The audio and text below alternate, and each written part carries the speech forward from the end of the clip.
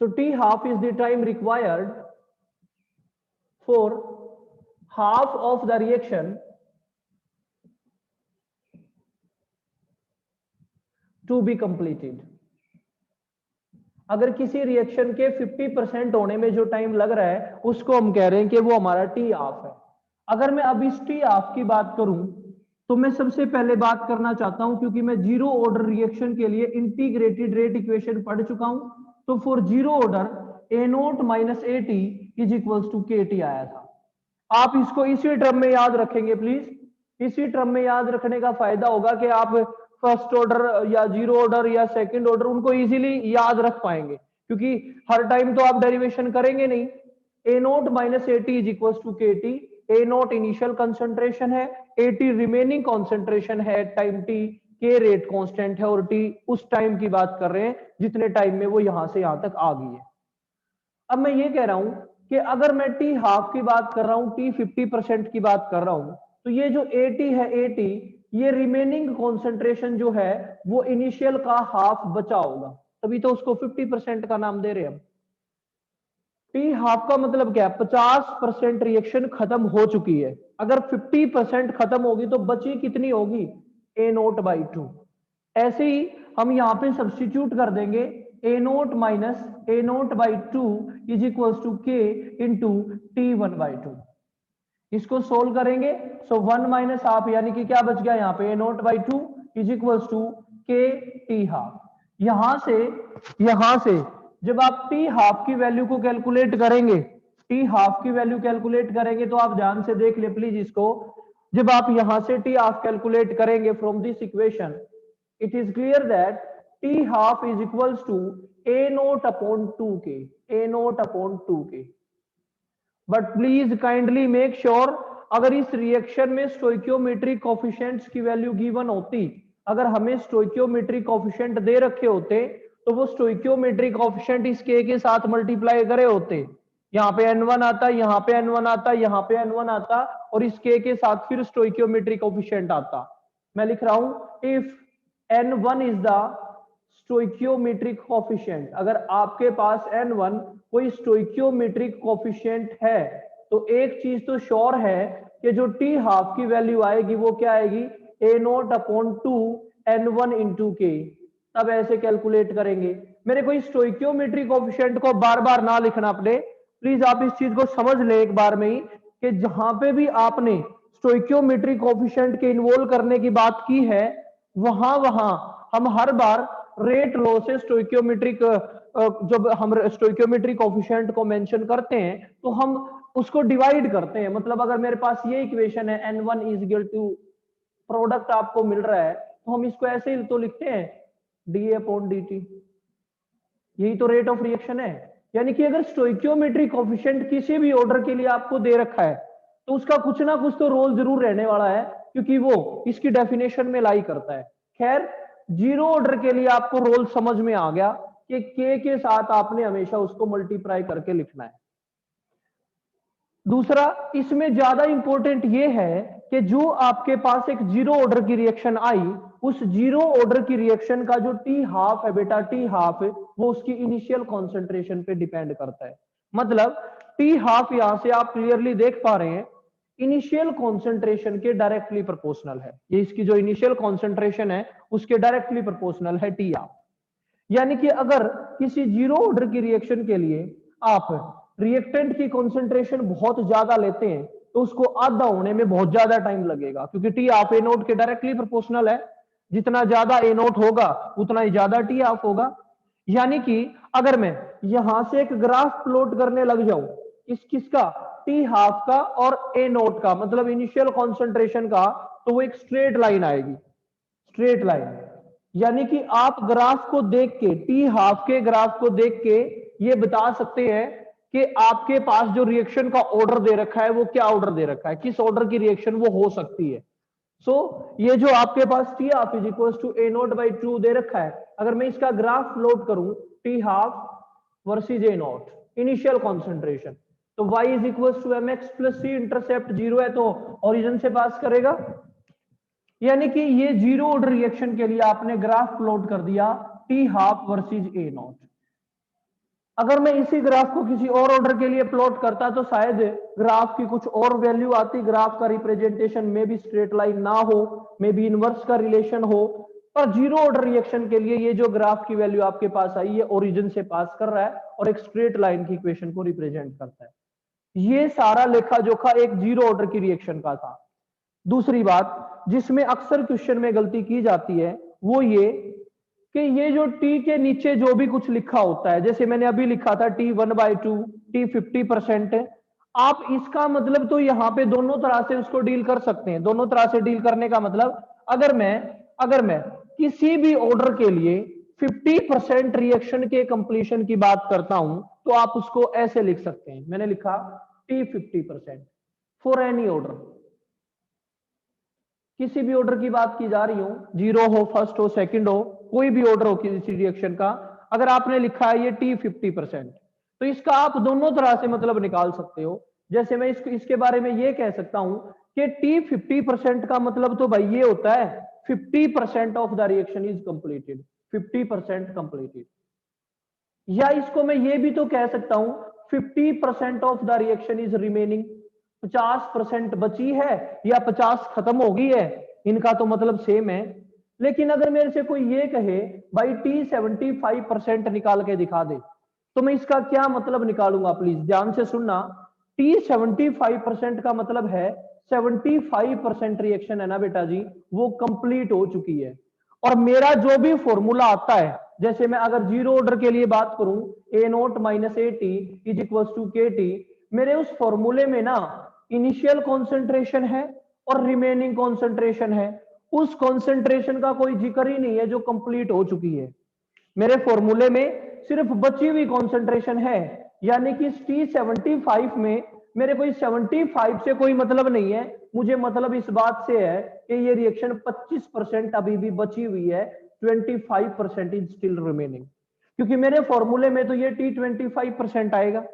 मेरे को रिप्लाई करके बताएंगे कि अगर मैं कहीं पे ये लिख दूं टी 80%, T80, तो इसका क्या मतलब निकालेंगे आप, इसका मतलब निकालेंगे 80% खत्म हो चुकी है। मैं हिंदी में लिख रहा हूं खत्म होगी, मेरे को मतलब उस बचे हुए 20% से है, क्योंकि फॉर्मूले में मेरे पास 80 आ रहा है जो कि रिमेनिंग कॉन्सेंट्रेशन है। सो आप इस 50% को भी ऐसे ही समझें कि 50% खत्म होने में जो टाइम लग रहा है वो टी 50% है। T75 का मतलब है 75% खत्म हो चुकी है और 25% बची है। T35% का मतलब है 35 खत्म हो चुकी है, 65 बची हुई है। T90 का परसेंट का मतलब है 90% खत्म हो गई है, 10 बची है। T के नीचे जो भी लिखा है उतनी वो रिएक्शन कंप्लीट हो चुकी है और हमारे फॉर्मूले में बची हुई आएगी। बताएंगे, मेरे को रिप्लाई करें कि आप इस बात से समझ पाए कि नहीं समझ पाए कि टी के नीचे। Yes sir. Yes sir. Yes yes sir. Komal, Umang, Keeshu, yes sir Nishu, yes sir हाँ कीशु, निशित, ठीक है, नितेश, वैभव, अक्षय, यस सर हाँ। अब बात दूसरा देखो, अब तक आपने टी हाफ के बारे में समझ लिया, टी हाफ का मतलब क्या है, ये टाइम पीरियड है बेसिकली।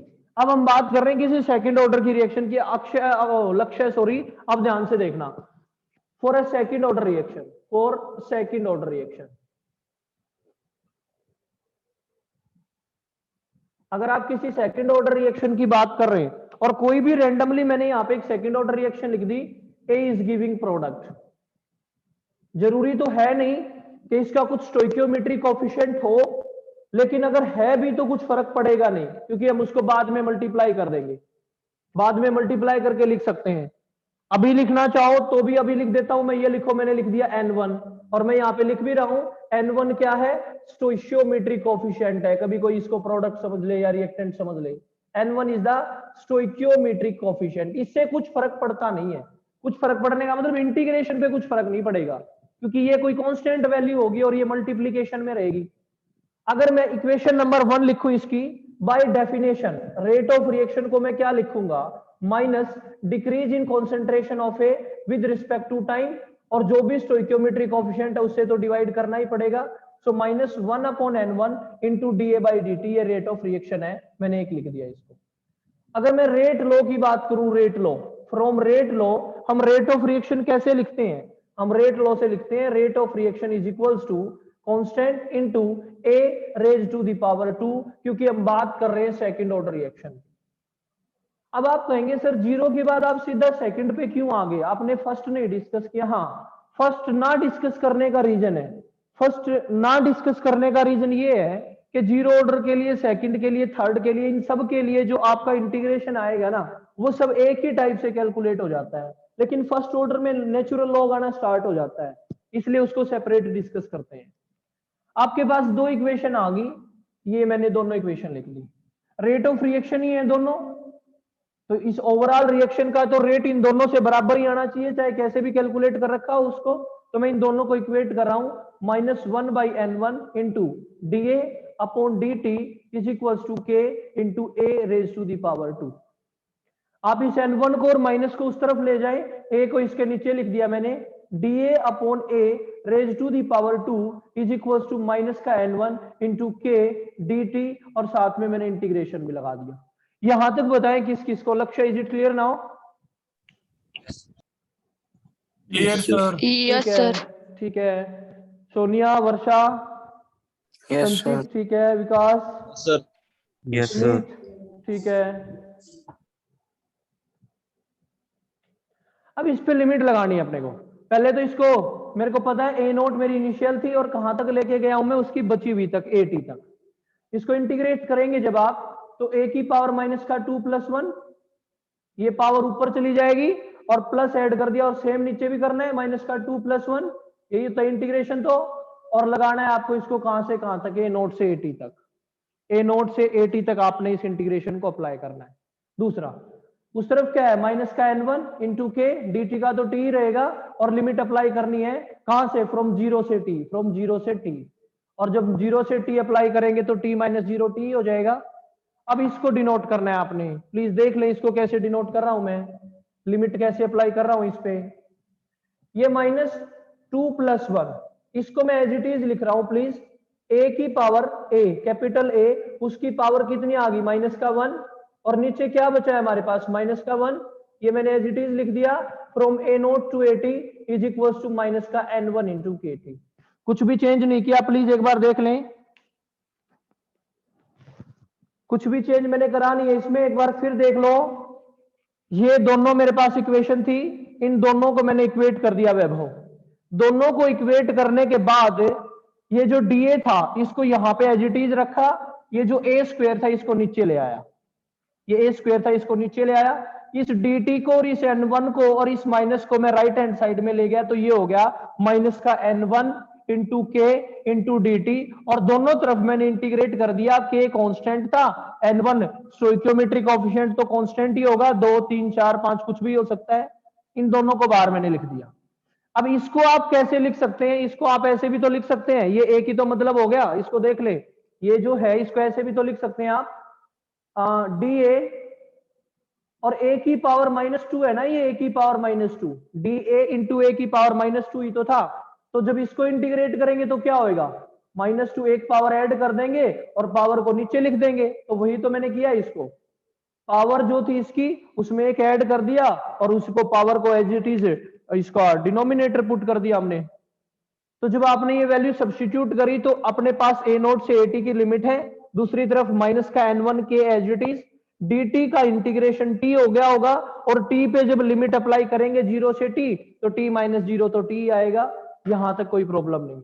अब ये -2 + 1 क्या होता है, -1 होता है, a की पावर -2 + 1 क्या आएगी, -1 आएगी, limit as it is a naught से at।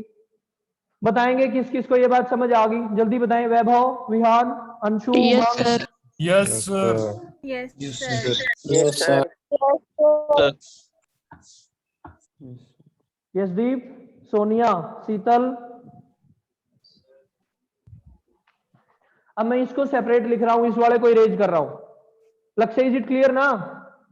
ठीक है यशदीप, अब प्लीज इसको देख लें एक बार, ये जो मेरे को लिमिट अप्लाई करनी है, इसमें से मैं इस -1 को बाहर ले आता हूं, ये मैंने लिख दिया 1/a, क्योंकि a की पावर -1 का मतलब क्या है, 1/a, और इस माइनस को ना मैं बाहर ले आया, ये जो माइनस था, -1 था, इज इक्वल्स टू माइनस का n1 इंटू के टी, इस पे लिमिट आपने अप्लाई करनी है from A naught to A T. इसको लिखेंगे 1 upon A T minus 1 upon A naught minus as it is equals to minus का n1 इंटू के टी।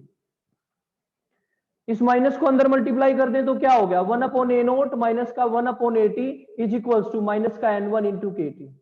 ये आ गया आपके पास किसी सेकंड ऑर्डर की इंटीग्रेटेड रेट इक्वेशन। देखो ना, अगर मैं जीरो ऑर्डर के लिए बात कर रहा था for zero order rate reaction, zero order के लिए जब आप बात कर रहे थे तो जीरो ऑर्डर के लिए आपके पास सिचुएशन क्या आई थी? जीरो ऑर्डर के लिए हमारे पास सिचुएशन आई थी ए नोट माइनस का A T is equals to n1 into K T. A naught minus का A T is equals to n1 into K T. और देखो सेकंड ऑर्डर के लिए क्या आया? सेकंड ऑर्डर में सिर्फ इतना ही फर्क है कि यहाँ पे इसको 1 अपॉन ए नोट कर दो, इसको 1 अपॉन ए टी कर दो और माइनस का साइन लगा दो, और कुछ डिफरेंस है ही नहीं भाई। याद करने का तरीका आसान हो जाएगा ये सेकंड ऑर्डर के लिए। इसीलिए जीरो ऑर्डर को भी मैं ऐसे लिखना चाह रहा था कि ए नोट को आगे लिखा जाए। अब ये दोनों एकदम पैरेलल सी दिखाई दे रही है, आपको याद करने में दिक्कत नहीं आएगी। अगर आप उसको ऐसे याद करते कि ए टी की टर्म में याद कर लेते उसको और इसको ए नोट की टर्म में, तो ज्यादा काम बढ़ जाता हमारा इनको याद करने का। मेरे को सबसे पहले ये बताएंगे किस किस को ये बात क्लियर है? सेकंड ऑर्डर का integrated rate equation, Yes, no sir. Doubt Yes, इसका भी sir. Derivation Yes, sir. 2 और 3 मार्क्स में पूछा जा सकता है। Yes, sir. लेकिन न्यूमेरिकल जब आएगा तो न्यूमेरिकल में डायरेक्ट इंटीग्रेटेड रेट इक्वेशन को सोल्व करने का न्यूमेरिकल आएगा। एक क्लास हम प्रॉपर न्यूमेरिकल्स को ही देंगे जीरो, फर्स्ट और सेकंड ऑर्डर की रिएक्शंस के। ये हमने इनको डील कर दिया। अब मैं शायद इसको इरेज कर दूं तो कोई प्रॉब्लम नहीं होगी। सर सेकंड, हाँ जी प्लीज। सर जैसे आपने रिएक्टेंट एक लिया है, अगर यहाँ पे दो होते तो? हाँ बिल्कुल, अपने पास अगर रिएक्टेंट दो होते ना, रिएक्टेंट अगर दो होते तो हमें इंटीग्रेशन करना पड़ता उसका भी। कैसे इंटीग्रेशन करना पड़ता वो भी देखेंगे प्लीज। एक बार ये बताइए, इसको इरेज कर दूं मैं? एक मिनट स्क्रीनशॉट। हाँ Yes, sir. कोमल, अभी हमने जीरो ऑर्डर को भी सिर्फ एक ही रिएक्टेंट के लिए डील किया है, सेकंड ऑर्डर को भी एक ही रिएक्टेंट के लिए डील किया है, और फर्स्ट ऑर्डर को भी एक ही रिएक्टेंट के लिए डील करेंगे पहले तो। अगर एक से ज्यादा रिएक्टेंट होते तो यहां पे हमारे पास a प्लस बी लिखा होता और फिर उनका इंटीग्रेशन करते हम, उसको भी डिस्कस करेंगे, कोई इश्यू नहीं है। एक से ज्यादा जब रिएक्टेंट दे रखे होंगे। Okay sir. हाँ वैभव, कोई बात नहीं वैभव, लेकिन क्वेश्चन होंगे उसके। हो गया संचित? आपने पढ़ा होगा वहां यस पे सर। मैथ्स में पढ़ते हैं, जब एक से ज्यादा वेरिएबल दे रखे हो तो उनको ए और बी मान के डील करते हैं आप, या एक्स और वाई मान के डील करके इक्वेट करते हैं, और इक्वेट करने के बाद फिर वैल्यू सब्स्टिट्यूट करके इंटीग्रेट करते हैं। तो वो यहां पे भी करेंगे, लेकिन शायद एक या दो क्लास और लगेगी अभी उसके लिए, थोड़ा सा पीछे है अभी हम। ये हमने डील करा कि कैसे आपके पास जब स्टोइकियोमेट्रिक कोएफिशिएंट दे रखा हो जीरो, फर्स्ट को कैसे आपने डील करना है। अब मैं यहाँ पे इन दोनों को लिखा, जीरो ऑर्डर का जो कुछ आपने कैलकुलेट किया था वो सारा कुछ इस सेकंड ऑर्डर के लिए भी कैलकुलेट करेंगे। मतलब टी हाफ कैलकुलेट करेंगे, टी 100% कैलकुलेट करेंगे, हम ग्राफ प्लॉट करके देखेंगे। तो मैं पहले बात कर रहा हूं टी 50% की, टी 50%। अगर 50% रिएक्शन के कंप्लीशन की बात की जाए, इसके लिए for a second order reaction, for a second order reaction, second order reaction के टी 50% की जब आप बात कर रहे हैं तो आप लिखेंगे 1 अपॉन ए नोट माइनस का 1 upon A T is equal to n1 into K T, और यहां पे माइनस का साइन। जब टी 50% की बात करेंगे तो रिमेनिंग कॉन्सेंट्रेशन ए टी किसके बराबर होगी? ए नोट बाई 2 के बराबर होगा। सब्स्टिट्यूट कर दें 1 अपॉन ए नोट माइनस का 2 upon A naught. Please A T की जगह आपने ए नोट बाई 2 पुट करा तो 2 ऊपर चला जाएगा, is equals to minus n1 into K, इसको मैं पुट कर रहा हूं t1 बाई 2। बताएंगे किस किस को ये बात क्लियर है? प्लीज बताओ ना जल्दी। 1 minus 1 upon A naught is equals to minus n1 into K, t1 by 2, minus से माइनस कैंसिल आउट हो गया। यहां से जब आप टी हाफ कैलकुलेट करेंगे, टी हाफ मैं यहां पे लिख रहा हूं, T half is equals to 1 upon n1 into K into A note.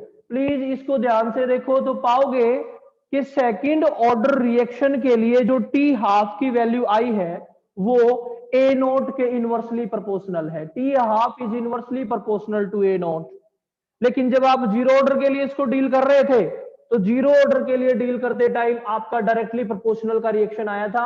It is going to be something like this, T half and A naught for a second order reaction. यानी कि अगर आपको कोई ग्राफ दे रखा है तो graph को देख के आप ये बता सकते हैं कि वो जीरो ऑर्डर की रिएक्शन है, सेकंड ऑर्डर की रिएक्शन है। इसके बाद अपने को फर्स्ट ऑर्डर को भी डिस्कस करना है और उसके बाद फिर जैसा कोमल बोल रही थी एक से ज्यादा रिएक्टेंट दे रखे हो तो कैसे करना है। Is it clear now? Yes sir. ठीक है, पहले मेरे को आप ये बताएं प्लीज, एक बार सारे अनम्यूट करके ये बताएं, क्या सिर्फ एक रिएक्टेंट दे रखा हो और आपको स्टोइकियोमेट्री कोएफिशिएंट दे रखा हो तो कैसे डील करना है? आपने रेट ऑफ रिएक्शन निकालना है दोनों ही मेथड से, बाय डेफिनेशन भी और बाय रेट लॉ भी, दोनों को इक्वेट करके इंटीग्रेट कर देना है। Is it clear? जल्दी बताएंगे। Yes sir. Yes, sir. Yes, sir. Yes, sir. T आपकी बात कर ली अब आपने। अब हम बात कर रहे हैं for first order reaction. First order reaction सबसे इंपॉर्टेंट है। First order reaction, first order reaction बहुत इंपॉर्टेंट है। मोस्ट ऑफ द क्वेश्चन जो आपको बुक में मिलेंगे वो फर्स्ट ऑर्डर से रिलेटेड ही मिलेंगे। सेकंड ऑर्डर या जीरो ऑर्डर के उतने क्वेश्चन नहीं होंगे जितने फर्स्ट ऑर्डर के होंगे, क्योंकि फर्स्ट ऑर्डर की एप्लीकेशंस भी बहुत ज्यादा है। मेरे को इक्वेशन है, गिवन है, ए से प्रोडक्ट मेरे को मिल रहे हैं, स्टोइकियोमेट्री कोएफिशिएंट मैं लास्ट में मल्टीप्लाई कर दूंगा, क्योंकि अब आप समझ गए कि स्टोइकियोमेट्री कोएफिशिएंट को बस रेट कांस्टेंट से मल्टीप्लाई करना है। सो रेट ऑफ रिएक्शन अगर मैं यहां से कैलकुलेट करूंगा तो क्या आएगा? माइनस का डीए अपॉन डीटी। और अगर मैं रेट लॉ से रेट ऑफ रिएक्शन की बात कर रहा हूं, from rate law, rate of reaction किसके बराबर आएगा? K into A raise to the power 1। 1 क्यों आया? क्योंकि आप ऑलरेडी बात कर ही रहे हैं कि वो एक फर्स्ट ऑर्डर की रिएक्शन है और फर्स्ट ऑर्डर की रिएक्शन के लिए तो रेज टू द पावर 1 करना ही पड़ेगा आपको। दोनों को इक्वेट कर दें, minus D A upon D T is equal to K into A. A को एक तरफ ले आए, मैंने इसको लिख दिया D A upon A is equal to minus उस तरफ ले गया मैं के डी टी, और इसको आपने इंटीग्रेट करना है। ये जो वैल्यू आई इसको इंटीग्रेट करना है। इंटीग्रेशन के टाइम पे एक चीज का ध्यान रखें, यहां पे ये जो वैल्यू आएगी ये होगी ए नॉट से ए टी और यहां पे फ्रॉम 0 से टी। अब जो ये डी ए अपॉन ए का इंटीग्रेशन है ना, ये एल एन ए होता है। L N A natural log, logarithm आता है डी ए अपॉन ए के इंटीग्रेशन में।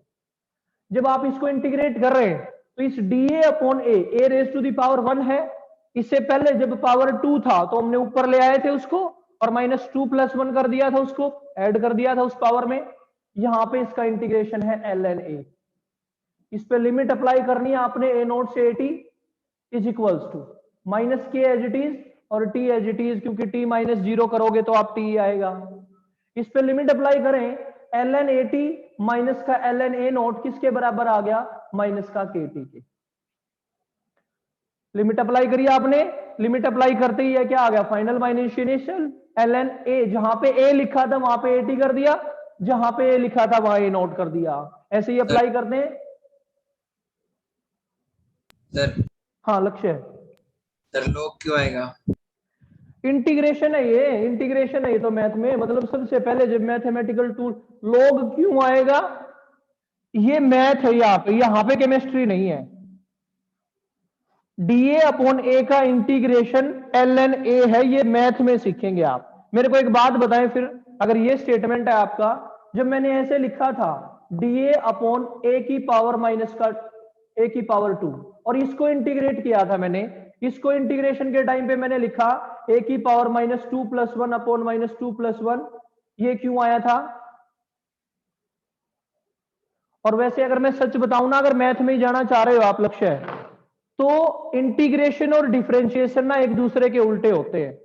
अगर मैं डिफरेंशिएशन की बात करता तो अगर मेरे को इसके डिफरेंशिएशन की बात करनी होती तो आप पावर को आगे ले आते, ऐसे करते 2a और पावर में से कम कर देते, ऐसे ही करते।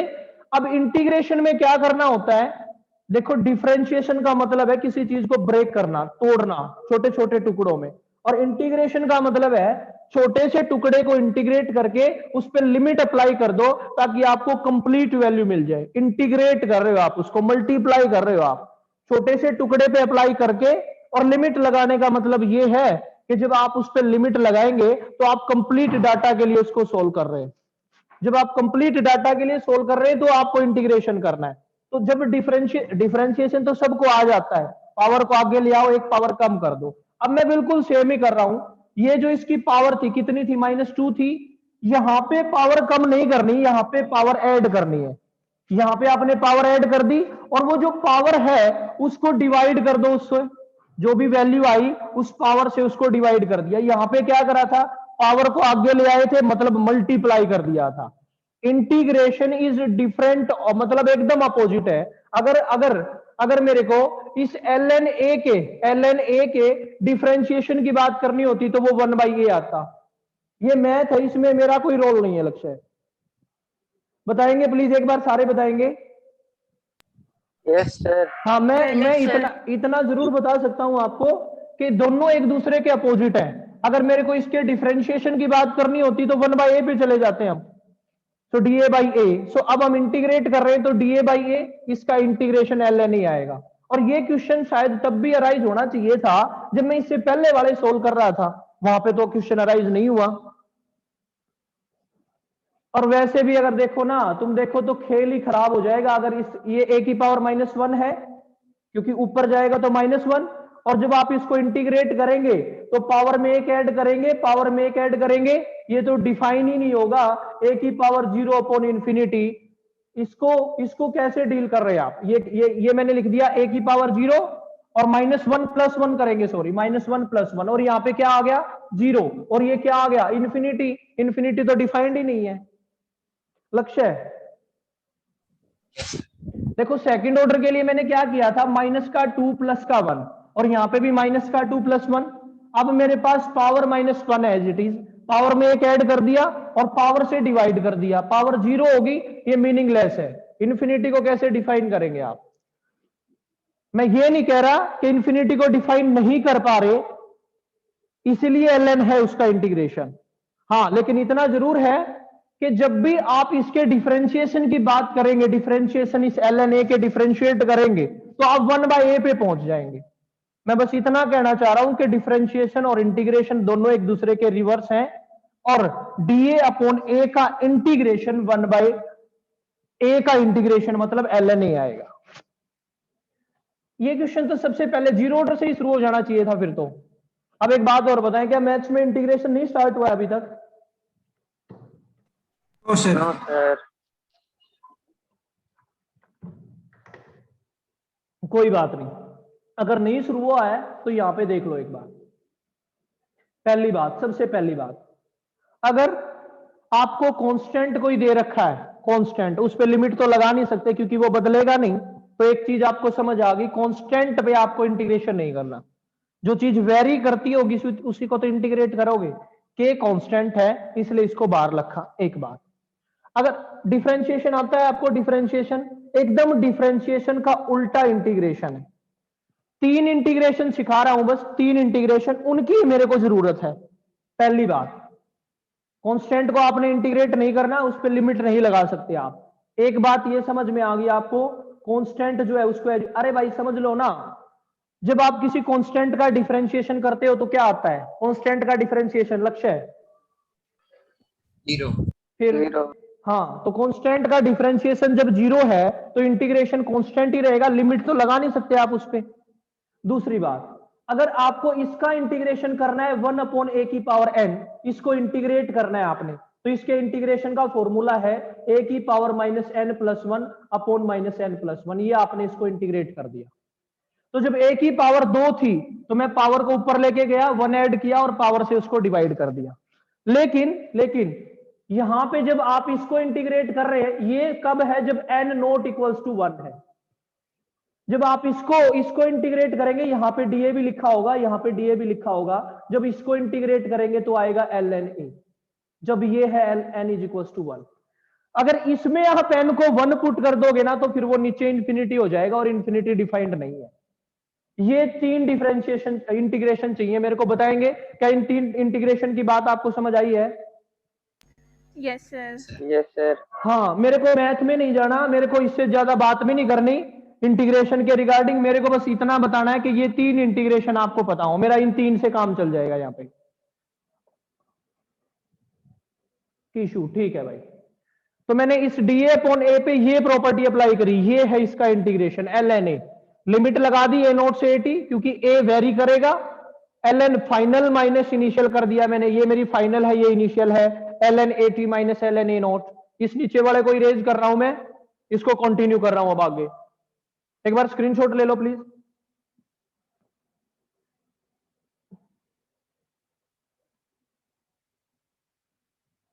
चलो, ln 80 minus ln a naught is equal to minus K T. अब प्लीज मेरी बात ध्यान से सुनना, अगर मैं यहां से माइनस को कॉमन ले आऊं तो ये मेरे पास क्या हो गया, ln a नोट माइनस का ln 80, मैंने यहां से माइनस कॉमन बाहर निकाल दिया, is equals to K T.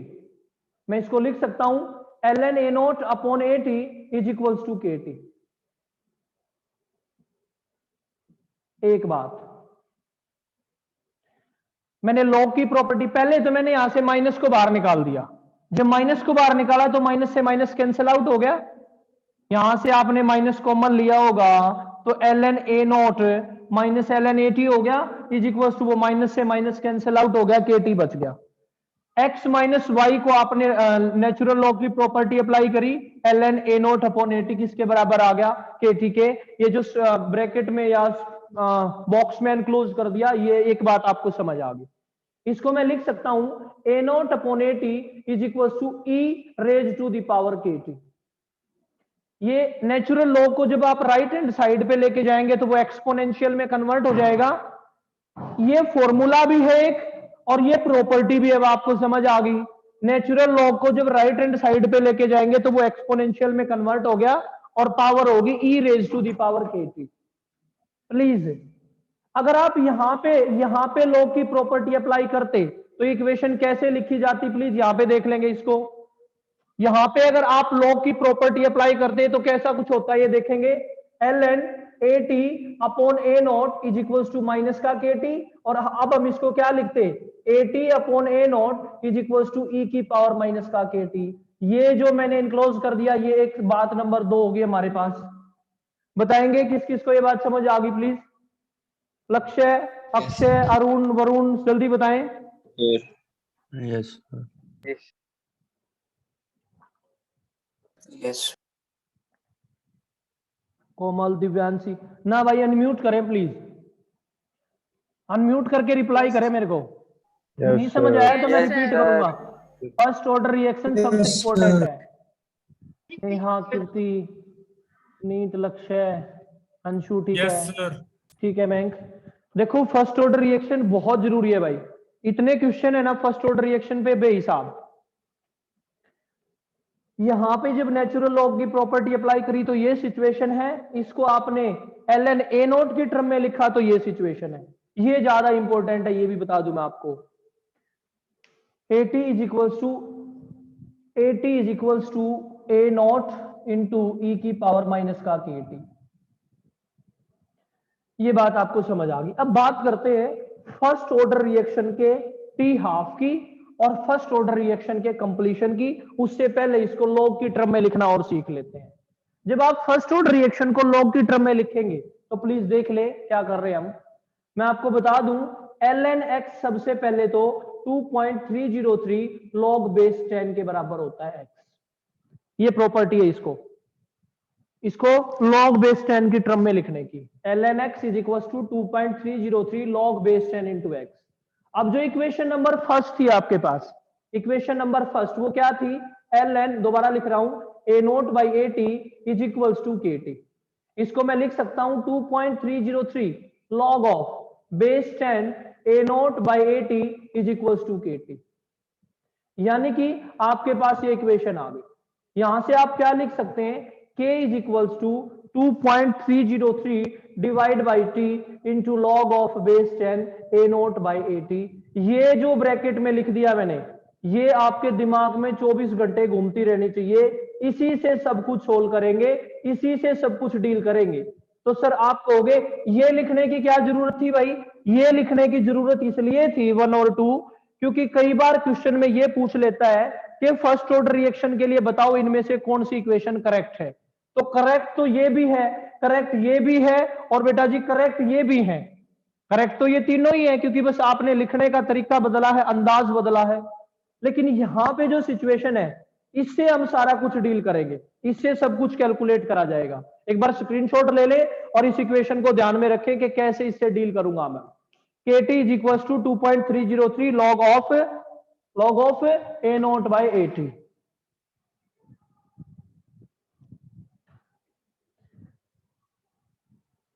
Is it clear to all of you? Yes, sir. ठीक है, अब बात करते हैं फर्स्ट ऑर्डर रिएक्शन के T हाफ की, और T 100% की भी बात कर लेंगे।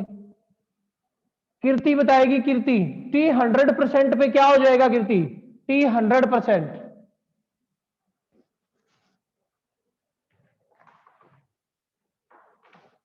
कीर्ति सर सिर्फ पूरा रिएक्टेंट कंज्यूम हो जाएगा और वो प्रोडक्ट में चेंज हो जाएगा। हाँ, पूरा रिएक्टेंट कंज्यूम हो जाएगा। तो हम पहले बात कर रहे हैं T 50% की और अब फर्स्ट ऑर्डर रिएक्शन। अगर 50% की बात कर रहे हैं तो AT किसके बराबर होगा? A नोट बाई 2 के, यानी कि KT को हम क्या लिखेंगे? 2.303 log of A naught by 80 था। लेकिन मेरे को तो बात कर रही है T 50% की, वो किसके बराबर है? 2.303 log of A naught upon 80 की जगह वैल्यू पुट कर दिया आप A नोट बाई 2, ऊपर चला जाएगा 2। और जैसे ही आपने ये वैल्यू सब्स्टिट्यूट करी, A नोट से A नोट कैंसल आउट हो गया। इसको मैं लिखूंगा कि T50 is equal to 2.303 into log of 2। और मैं बता रहा हूं आपको log 2 की जो वैल्यू है वो 0.3 के बराबर होती है। ये वैल्यू सब्स्टिट्यूट करेंगे आप तो T50 किसके बराबर आएगा? 0.693 के। जब आप इसको सोल्व करेंगे T50 के लिए तो फॉर्मूला आ गया आपके पास 0.693 अपॉन के। मेरे को ये बताएंगे प्लीज, लक्ष्य बताएगा, लक्ष्य जीरो ऑर्डर की रिएक्शन के लिए T 50% जो आपने कैलकुलेट किया था जीरो ऑर्डर की रिएक्शन के लिए T 50%, बताओ इनिशियल कंसंट्रेशन के साथ कैसे वेरी करता था? Directly proportional. ठीक है, और सेकंड ऑर्डर के लिए? Inversely proportional. और फर्स्ट ऑर्डर के लिए? How T 50% varying with initial concentration for a first order reaction? Constant. Depend नहीं करता। डिपेंड नहीं करता। हाँ, मतलब अगर आपके पास कोई फर्स्ट ऑर्डर की रिएक्शन है और आप T 50% की बात कर रहे हैं, T 50% की जब आप बात कर रहे हैं, यहां पे मैंने लिखा A नोट, A नोट को कुछ भी कर दो, T हाफ फिक्स है, K के अकॉर्डिंग वेरी करेगा वो। K किसी रिएक्शन का क्या है, और K कांस्टेंट ही होता है अगर टेम्परेचर ना बदले तो। यानी कि ये जो ग्राफ है T50 का और A नोट का, ये किसके लिए आपने ड्रॉ कर दिया? फर्स्ट ऑर्डर की रिएक्शन के लिए। अब बात कर लेते हैं इस रिएक्शन के कंप्लीशन की। अगर ये पूरी की पूरी रिएक्शन कंप्लीट हो जाएगी तो क्या हो जाएगा? स्क्रीनशॉट ले लें एक बार। अगर 50% कंप्लीट हो रही है रिएक्शन तो एक चीज तो पक्का श्योर है कि AT 0 हो जाएगा। बताएंगे क्या? AT remaining concentration 0। और देखो अगर AT की वैल्यू 0 होगी तो ये A नोट अपॉन 0 इंफिनिटी, बोल दो दो। Yes Yes, AT sir. की वैल्यू 0 हो जाएगी, बोलो ना। तो ये 1 अपॉन 0 तो इंफिनिटी हो जाएगा, और लॉग इंफिनिटी डिफाइंड ही नहीं है। तो अगर सच पूछो तो first order reaction never goes to completion, कभी भी कंप्लीट हो ही नहीं सकती फर्स्ट ऑर्डर की रिएक्शन। तो मैं यहां पे नोट डाल के लिख रहा हूं, first order reaction never goes to completion. First order reaction never goes to completion.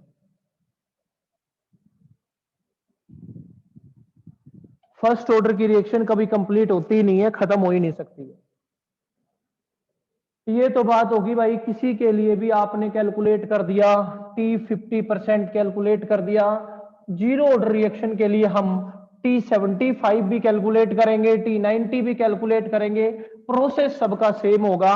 Please देख लें, मेरे को बताएं स्क्रीन में कौन से T7 रिएक्शन आएंगे सर क्या जो कभी कंप्लीट नहीं होंगे सर? इनके एग्जांपल न्यूक्लियर रिएक्शन कभी फर्स्ट ऑर्डर रिएक्शन के जितने भी एग्जांपल होंगे वो कभी खत्म नहीं होंगे। फर्स्ट ऑर्डर रिएक्शन कोई भी हो खत्म नहीं होंगी। फॉर न्यूक्लियर एग्जांपल वाले जितनी आएंगे सर। न्यूक्लियर हाँ न्यूक्लियर वाले आएंगे सर सारे। हाँ न्यूक्लियर डीके जितने भी है वो सबके सब फर्स्ट ऑर्डर रिएक्शन है। न्यूक्लियर डीके कभी खत्म होता ही नहीं है, वो टूटता ही रहेगा, उसका रेट इतना स्लो हो जाएगा कि रिएक्शन कंप्लीशन को जाएगी ही नहीं। First Okay, order sir. Reaction के लिए अगर हम T75% की बात कर रहे हैं तो इसका मतलब क्या है, KT is equals to 2.303 log of A0 by AT। अब संचित ये बताओ 75% का मतलब क्या है? मैंने बहुत टाइम लगाया इस पे। 75% कंप्लीट हो गया। बची कितनी होगी? 25 स्टार्टिंग में कितना लिया था?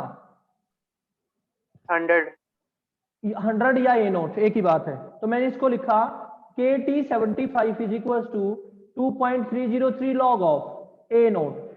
इनिशियल कॉन्सेंट्रेशन अगर आपकी 100 थी, यानी कि A0 अगर 100 था तो 75 खत्म हो गया तो AT 25 बचा होगा, तो मैं इसको लिख सकता हूं, यानी कि A0 by 4 बचा होगा। आप उसको 100 लिखेंगे तो इसको 25 लिखेंगे, A0 से A0 कट गया तो 25 इंटू 400 होता है तो 4 ही आएगा। ये आ गया आपके पास 2.303 log ऑफ 4 को मैं लिख सकता हूं 2 raised to the power 2, और इस 2 को अगर मैं आगे ले आऊं तो ये क्या हो जाएगा 2 into 2.303 log of 2 is equal to KT75। आप ऐसे 75 निकाल सकते हो, सब कुछ कांस्टेंट है। ये T75 की जो वैल्यू आपने कैलकुलेट करनी है, K दे रखा हो, T75 आ जाएगा। दूसरा प्लीज देखेंगे, कुछ भी पूछ ले अब आपसे, चाहे T75 पूछे, T90 पूछे, कुछ भी पूछे, मैं बस एक लास्ट और लिख रहा हूं यहाँ पे। T50 को मैंने ऐसे लिखा था 2.303 K log of A0 upon A0 by 2। T75 को मैंने लिखा है 2.303 upon K into log of 4। ये नोट से नोट ये कट गया होगा, यानी कि अगर मैं इस T75 की बात करता हूं तो ये किसके बराबर आ गया 2 इंटू 2.303 अपॉन लॉग 2। भाई कुछ नहीं कर रहा मैं, ये K को राइट हैंड साइड में लिखा है बस। ये T50 है 2.303 upon K into log of 2 किसके बराबर है 2.303 upon K into log of T किसके बराबर है T50 के। यानी कि किसी फर्स्ट ऑर्डर की रिएक्शन को 75% कंप्लीट होने में जो टाइम लग रहा है वो उसके 50% कंप्लीट होने का डबल है। बताएंगे क्या ये आप डील कर पाएंगे? ये जो मैंने लिखा है लेफ्ट हैंड साइड में, उमंग ठीक है। 75% कंप्लीशन होने में जो टाइम लग रहा है ना उसको वो 50% का डबल आ रहा है।